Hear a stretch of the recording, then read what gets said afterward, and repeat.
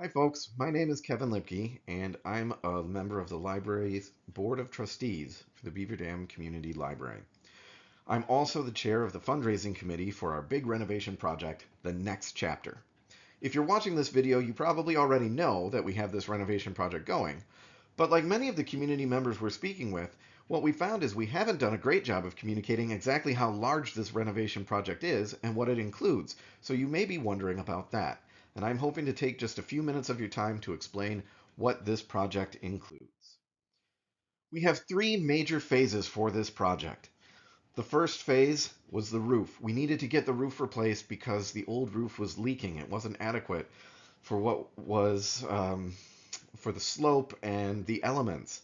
We were having some water damage. We had to move materials around. It wasn't a good situation, and we knew that if we didn't replace the roof, any interior remodeling that we wanted to do, any renovations that we wanted to do, might be ruined by just the next big storm, so we couldn't take that chance.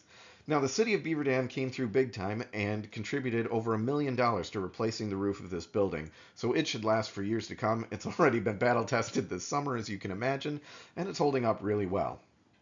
With that in mind, we move into phase two, which is fundraising for the renovation. The library has an endowment fund that's been established from past donations that we've stewarded over the years, waiting for a project just like this, a major renovation. And with that major renovation, we can contribute over $1 million to make sure that this is successful. But when we're looking at the scope of the plans and working with our architects, we're looking at a renovation that's going to cost more than that. So we're looking to raise about $800,000, and we'd like to do that before phase three, which is starting the renovation. And the library has committed in October of 2024 to defining the scope of the renovation project and really committing to having this done. We've been talking about it for years, and we need to make sure that action happens. We're at a good place now, but with your help, we can get as much as possible included into this renovation. The major goals for the renovations are to move the entryway. We want to get it right off the parking lot. We want to add some rooms, a variety of meeting rooms, some restrooms, and a nice reading area where people can spend more time in the library and really enjoy the space. The whole goal of the project is for the library to be an accessible community hub, flexible for the future. What does that mean specifically? Here are the details that you've probably been waiting for the last 2 minutes. The priority numbers listed on the slides 1, 2, 3, 4, 5, and 6 are in the order that the library's Board of Trustees feels is the most important to accomplish in the project. So this is the order that we have it laid out. Area number 1 is moving that entryway, getting it right off of the parking lot so that you don't have as long of a walk, especially through snow, ice, rain, wind, other inclement weather that we may be running into. We don't have a good space for people to wait for rides. And with an aging population, this is a problem. So we'd like to solve that by moving the entryway, making it a very convenient place right off the entryway with a straight shot to the circulation desk. With that, that means adding some restrooms. We'd like to have family restrooms with universal changing tables, and adding some meeting rooms that are configured in a more traditional square space than the fun architecture that we have currently.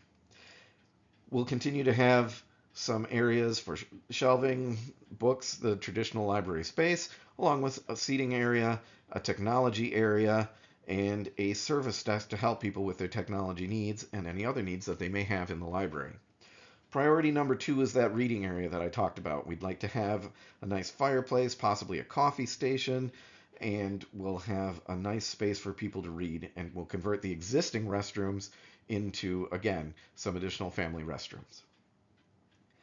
Priority number 3 is the children's area.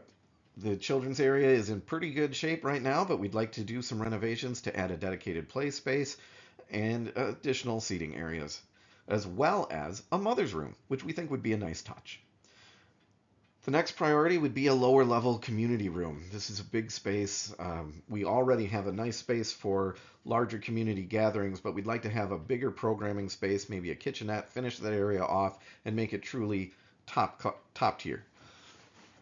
The next priority would be the staff area, and that just involves making some minor moves to make sure that the staff is able to function as efficiently as possible. We'd love to do that. The staff at the Beaver Dam Library is fantastic, and I'm sure you'd agree.